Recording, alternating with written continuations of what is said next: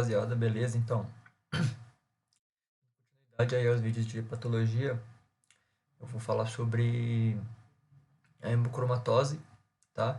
E a doença de Wilson, tá? São duas doenças congênitas, né? Duas doenças genéticas que vão afetar aí o fígado, tá? E elas podem causar, eu vou mencionar que elas podem causar, mas elas podem causar evoluções, né? E causar sintomas graves ao paciente, tá? Então, eu vou falar um pouco dessas duas um pouco. E é isso. Bom, primeiramente eu vou falar da hemocromatose, tá? E o que vai ser a hemocromatose? Ela vai ser uma doença hereditária, causada pela mutação do gene HFE, tá? HFE. E o que vai acontecer? Esse gene vai mudar e o que vai acontecer na fisiologia aí? Bom, a gente vai ter um aumento da absorção de ferro, tá? Pelo intestino. Então, na hemocromatose, o indivíduo ele vai ter uma absorção de ferro maior, tá? E essa vai ser a doença hereditária mais comum no fígado, tá? Acima da doença de Wilson ainda, beleza? Bom, falando da hemocromatose, as consequências da hemocromatose, bom, como eu falei, a hemocromatose ela vai ser a absorção maior de ferro, né? E o que vai acontecer? Então, alimentos e o intestino vai absorver muito mais ferro do que ele normalmente absorve. E isso é ruim, porque com o acúmulo de ferro, ele vai ficar muito acúmulo de ferro em vários lugares do corpo, tá? E infelizmente pode causar muitas coisas aí ao paciente. Na hipófise, por exemplo, pode causar um hipopituitarismo, tá? No coração pode causar insuficiência cardíaca e arritmia cardíaca, tá? No pâncreas pode causar diabetes mellitus. Nas articulações pode causar artrite, artralgias. No fígado pode causar hepatomegalia, e a gente já mencionou um pouco, cirrose hepática e aumenta a chance de hepatocarcinoma, né, que é o câncer de fígado. Pode causar também hiperpigmentação cutânea na pele e no testículo também pode se acumular ferro, causando hipogonadismo e atrofia muscular, tá? Bom, na hemocromatose, qual vai ser as manifestações clínicas, perdão? Vai ser a fadiga, vai ser a mialgia, que é a dor na parte dos músculos, a artralgia, que é a dor na parte das articulações, e letargia, que vai ser a sonolência e a falta de energia, tá? Como que a gente vai fazer o diagnóstico da hemocromatose? Bom, a gente vai usar duas substâncias praticamente, tá? Que é a ferritina e a transferrina, tá? A transferrina a gente vai medir a saturação dela. A saturação ela normal é de 30% a 40%, tá? Saturação de transferrina da hemocromatose. Então, se ela tiver a mais, a gente já pode pensar em uma hemocromatose aí no paciente, tá? A gente pode ver também a ferritina, tá? Sérica, a ferritina no sangue. A ferritina sérica, o diagnóstico dela a gente consegue ver depois da transferrina, tá? A transferrina é o primeiro sinal, assim, que o corpo dá em termos de diagnóstico, tá? E os valores acima de 300 nanogramas decilitro pode indicar também problemas aí no metabolismo do ferro, tá? E uma possível hemocromatose. Se a gente tiver ou a ferritina ou a transferrina diferentes, a gente vai fazer um teste genético de hemocromatose lá no GNHFE, tá?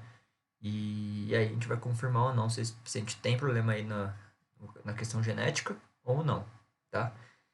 E a gente pode fazer o teste de biópsia também, tá? Se for o caso. E o tratamento da hemocromatose, como a gente vai fazer? Bom, a gente vai fazer por flebotomia, que vai ser retirada do sangue, né? A flebotomia, a gente tira o sangue do paciente. Então a gente vai ficar tirando o sangue dele até a ferritina, né? Ficar entre 50 nanogramas desse litro, tá? 300 eu falei, acima de 300 nanogramas desse litro eu falei que já era um sinal diagnóstico. E a gente vai tirar esse sangue, fazer a flebotomia, para tentar, né, para tentar aliviar e o fazer com que o paciente diminua aí a sua taxa de ferro sérica, né? E a gente pode usar quilantes de ferro, que é mais difícil de usar, tá? Bom, agora eu vou falar um pouco da doença de Wilson. Eu falei da hemocromatose, que é o acúmulo de ferro. A doença de Wilson vai ser o acúmulo de cobre, tá? O acúmulo de cobre no organismo. Também é hereditário pelo gene da ATP7B. E esse cobre, ele vai ficar no fígado, né? Ele vai ser absorvido no fígado e vai causar as hepatopatias que eu vou mencionar, tá? Quando a gente tem um acúmulo muito forte desse cobre no fígado, causando a doença de Wilson, a gente pode pensar que a gente pode já prever que esse cobre pode ir para outros lugares, outros órgãos, tá? Já que o fígado ele vai estar cheio, lotado de cobre, tá? Bom, quais são as características e locais da doença de Wilson? Bom, a doença de Wilson ela atinge a parte hepática primeiro, né, que nem eu falei, e ele pode causar manifestações neurológicas e manifestações psiquiátricas, tá? E isso vai ser meio que, como eu posso dizer, vai ser meio que importante, né, pra gente ver e fazer o diagnóstico aí do paciente. Na parte hepática, a gente vai poder ter uma esteatose hepática, tá? Que é o acúmulo de gordura, né, na parte do fígado. Pode ter insuficiência hepática por um desenvolvimento de cirrose, tá? Uma hepatite crônica e a cirrose hepática propriamente dita, tá?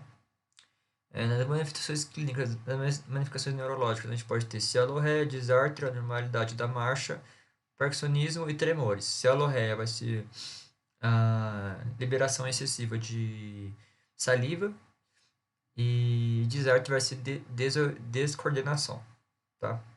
E manifestações psiquiátricas também, tá? Como depressão, irritabilidade, psicose, entre outros, tá? Além disso, uma das características assim, da doença de Wilson é que esse pode apresentar anemia, tá? Anemia hemolítica, e por causa do acúmulo de cobre que vai ter nas membranas dos eritrócitos, tá? Então, pode acontecer que esse cobre ele se acumule aí nas membranas dos eritrócitos e pode causar uma anemia hemolítica, tá? Uma anemia hemolítica e ter mais fatores prejudiciais ao paciente. Bom, qual vai ser os sintomas da doença de Wilson? Primeiramente, a síndrome de Fanconi, tá? O que é a síndrome de Fanconi? Vai ser problemas, tá? Na parte tubular do rim, que vai causar falta de absorção dos eletrolitos de forma geral, tá? Cálcio, sódio, etc. Esse síndrome de Fanconi eu vou entrar mais em detalhe quando eu estiver falando de nefrologia, tá? Artropatias, cardiopatias, isso eu já vi um pouco. Hipoparatiroidismo, hipogonadismo, e ele apresenta uma característica muito característica da doença de Wilson, que é os anéis de Kaiser-Fleischer, tá? E os anéis de Kaiser-Fleischer, o que eles são? Ele vai ser um anel de cobre que vai ficar na periferia da corda, então a gente vai conseguir ver e analisar esse sinal aí com o uso da lanterna, etc, e ver se o paciente tá com o anel de Kaiser-Fleischer aí presente. Vai ser o diagnóstico de doença de Wilson. Bom, a gente vai ver a análise de ceruloplasmina, tá? Cobre urinário, obviamente, que é que a gente está falando de acúmulo de cobre, né? Pesquisa do Kaiser-Fleischer, né? Do anel de Kaiser-Fleischer. A gente vai ter que ver e ver se o paciente está ou não presente com essa doença de Wilson com a presença do anel de Kaiser-Fleischer. E o cobre sérico, né? Cobre na parte do sangue. Então a gente vai ver o cobre urinário, o cobre sérico, a análise de ceruloplasmina e a pesquisa do anel de Kaiser-Fleischer, tá? E o tratamento vai ser reduzir o consumo de comidas ricas em ferro, o uso de trientina e usar sais de 5, né, nesse caso. Esses dois últimos aí não é tão usado, mas é só indicar o paciente para que ele coma menos comidas ricas em ferro, feijão, etc, evitar isso, né? E fazer com que ele ele tem assim uma maior, como eu posso dizer, uma menor sintomatologia, né, nessa síndrome de Wilson, já que ela vai ser genética. Então é isso, tá? Essa síndrome de Wilson, hemocromatose aí, ambas na parte de hepatologia, tá? Eu vou continuar dando, como fala? Dando continuidade aí à patologia, vou falar das hepatites autoimunes, né? Vou falar dos tumores e etc. E eu vou tentar continuar também a parte da tecnologia, beleza?